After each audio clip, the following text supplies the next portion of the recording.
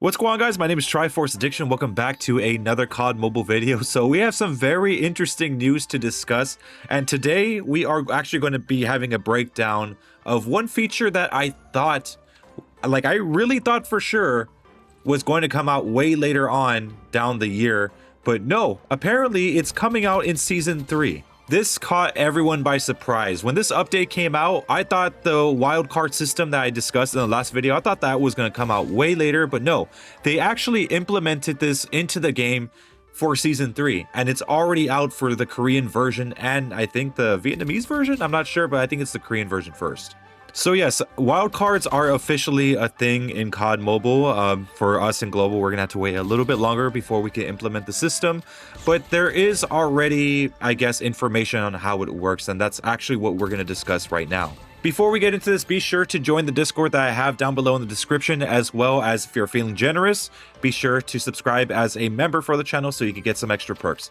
So anyway, let's begin. So Zero.exe on Leakers on Duty did say wildcards are a game changer. Wildcards are special perk slots that let players customize their loadouts beyond standard limitations. They allowed modifications like carrying extra perks, equipping a second primary weapon, or modifying lethals and tacticals. So while the wildcard system is finally here in the game, there are some limitations, mainly with, I guess, the lack of variety so far with these types of wildcards. Primary gunfighter or secondary gunfighter or even underkill are not currently in the game right now. It's just right now it's at its bare minimum. But while we're here, we can actually discuss each and every single one of them, starting with overkill. So overkill is pretty straightforward. It says take a non-duplicate primary weapon instead of a secondary. So the keyword is non-duplicate, meaning that you can't equip like 2 USS 9s or 2 M4s or whatever the case may be. It has to be a different weapon. As for the limitations, whether or not you could put full attachments on that second primary weapon, I'm not really that sure. The leakers haven't really posted anything about that yet, but I'm sure you could probably just place full attachments on that as well. So the second wildcard that we do have to touch up on is tactical shift. So basically this allows you to replace one of your lethals with a non-duplicate tactical, meaning that, let's say for example you have a trophy system already put in your tactical slot. You cannot put another trophy system to replace the lethal. You have to change it with something else, such as a flashbang, concussion grenade, or even an EMP grenade. So with this type of wildcard, I could definitely see a lot of players using this for objectives, especially if when it comes to like score streaks. So for example, let's say you want to have a trophy system on a hard point, but let's say the enemy called in a sentry gun. You could use your extra EMP grenade that you replaced your lethal with, and you could just use that to destroy the sentry gun while you still have your trophy system in an objective. So this is actually a very, very good wild card for objective players.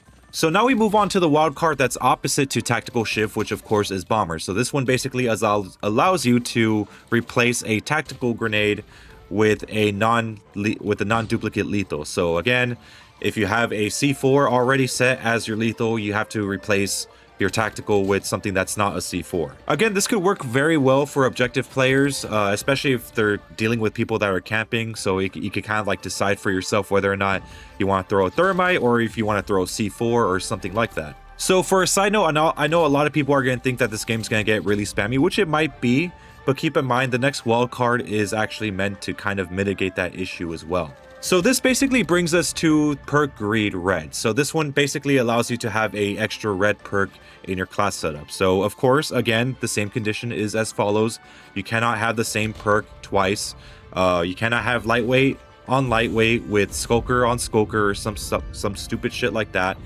But given that we're getting two different types of wildcards that kind of encourage spamming, this is actually something that could counter it. So as you guys know, there are red perks that exist that help mitigate issues with spamming, such as Dauntless. You know, it protects you against thermites or Molotovs or anything that's just fire related, even thermite mags. But they also have flak jackets. So you could basically put that stuff together, combine the abilities, and basically make yourself a complete tank against any type of explosives. As for tac mask, let's say someone wants to spam, you know, concussion grenades and flash grenades. I don't know if the same could be said there, because I think tac mask is actually something that is in the blue perk section, so we might have to wait a bit before we could have some sort of like blue perk greed. So at the end of the day, I understand these might bring some frustrations. Overkill, I think, surprisingly, might be the one that brings the less amount of frustrations. But when it comes to spamming lethals and tacticals, yeah, this might be an issue. But again, there is options there for you to counter it. I think this might be one of the reasons why the devs thought it was okay to put both of those types of wildcards in, knowing that there would be a counter for it. So yeah, a big shout out to the devs for going this far with this update. I didn't think wildcards were going to be a thing until like maybe the season 5 update, which I'm assuming would be the next major update. But not only that, they also updated the tournament camo, which I will talk about in a later video, or maybe just when I have access on it. But yeah, I've heard that stuff, it could even rival fluorescence. So yes, they even got the tournament camo good.